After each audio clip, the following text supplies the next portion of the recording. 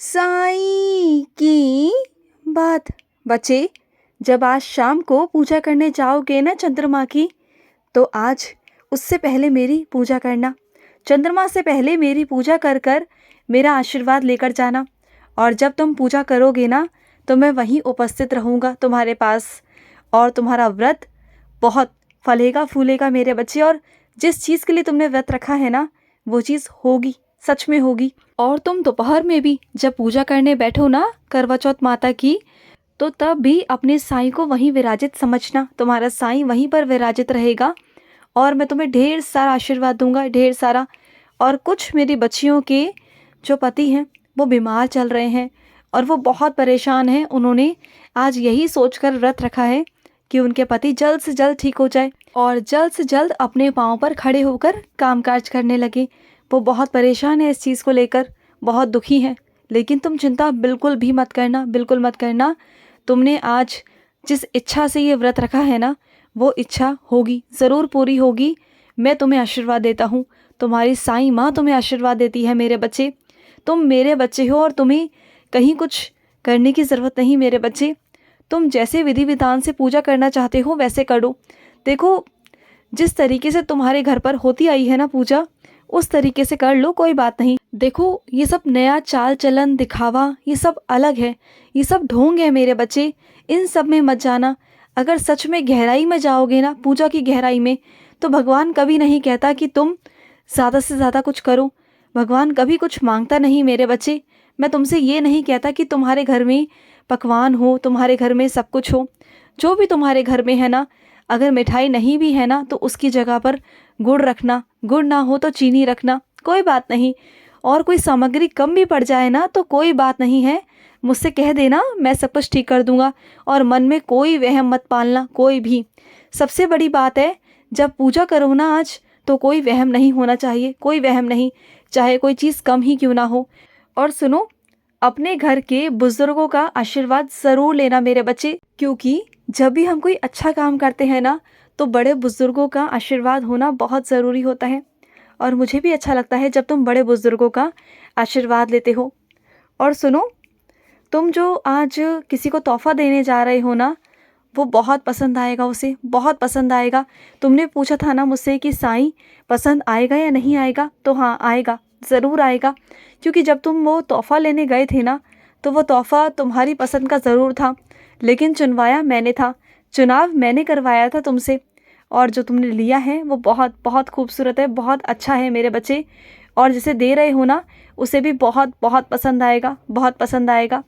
और कुछ मेरी बच्चियों की तबीयत ख़राब हो गई है, उन्हें उल्टी आ रही है, चक्कर आ रहे हैं, बहुत परेशान है वो। तो सुनो, आज के काम को टाल दो, जो भी घर के काम है ना वो कल कर लेना, छोड़ दो आज के लिए। आज आराम करो, तुम जितना आराम कर सकती हो आराम करो, कोई बात नहीं। एक दिन में कोई काम नहीं भी होगा तो कोई बहुत बड़ी बात नहीं है मेरे बच्चे। तुम बस आराम करो, आज आराम करो। क्योंकि तुम्हारे सर में इतना दर्द होता है ना, फिर तुम्हें दवाई खानी पड़ेगी, और दवाई तुम खा नहीं सकते। तो थोड़ा अपने आप को आराम दो।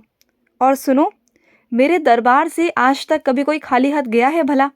जो तुम जाओगे, नहीं, तुम जा ही नहीं सकते। तुम मेरे, पता है, खास में से भी खास बच्चे हो, बहुत प्यारे बच्चे हो। इतने प्यारे हो ना तुम, कि मैं तुम्हें कभी भी अपने आप से अलग नहीं कर सकता, कभी नहीं कर सकता। और सुनो मेरे बच्चे, जब भी किसी पूजा पाठ में जाया करो ना, चाहे वो तुम्हारे आस पड़ोस का हो, रिश्तेदार का हो, जान पहचान का हो, कहीं भी हो, तो एक कोने में मत बैठा करो, बिल्कुल नहीं। कि कोई तुमसे पूछेगा, कोई तुम्हारी खातिरदारी करेगा, मेहमान बन के मत जाओ वहाँ पर, अतिथि बन के मत जाओ, बल्कि वहाँ पर मेरा सेवक बन के जाओ।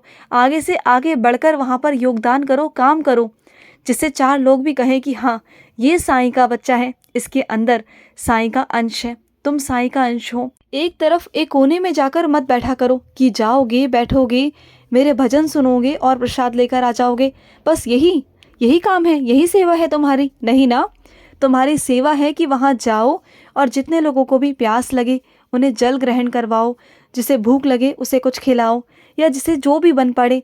कोई अगर बुज़ुर्ग है, अगर कोई मांग रहा हो, उसे वो जाकर दो, उसके लिए वो सब चीज़ें करो, आरती करवाओ सबसे, और वहाँ खड़े होकर सबकी मदद करो। जितना हो सके तुमसे, जो भी तुमसे कुछ कहे किसी भी काम की, उस काम को करो।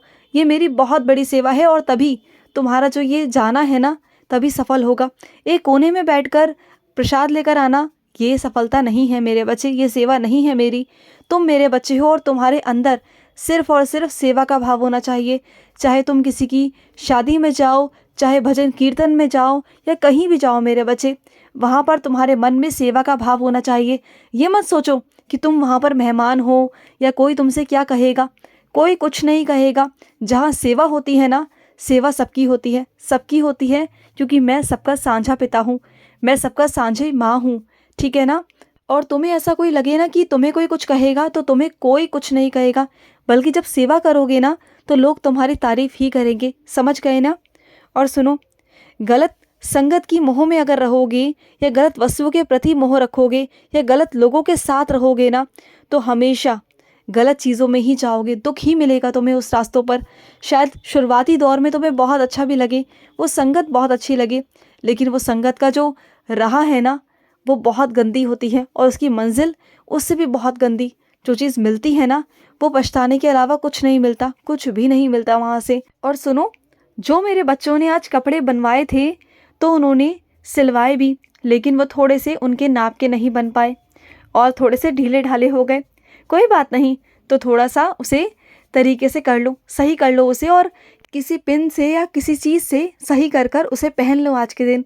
कोई बात नहीं, अपना मूड मत ख़राब करो। जल्दबाजी में मेरे बच्चे कभी कभी ऐसे काम हो जाते हैं। मैं जानता हूँ कि तुम बहुत व्यस्त थे और तुम्हारे पास बिल्कुल वक्त नहीं था कि तुम जाओ और जाकर ये सब कुछ करवा के लाओ। तो मैं जानता हूँ मेरे बच्चे, कोई बात नहीं, कभी कभी हो जाता है मेरे बच्चे।